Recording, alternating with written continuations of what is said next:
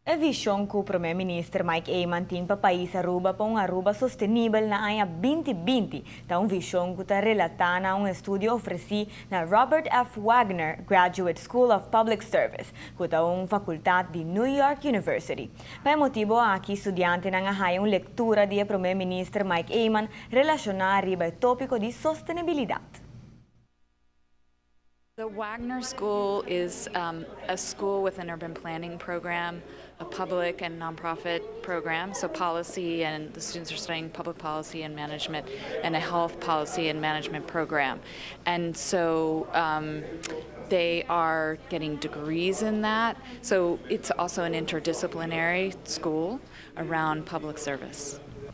Director di Global and Programming ta explica mas arriba con estudiante nga beneficia di Lectura aqui. They are studying some of the very issues that Aruba is grappling with in terms of socioeconomic development as it relates to well-being, renewable energy. And so, they are studying urban planning and what the next issues are going to be for, in particular for metropolises and cities.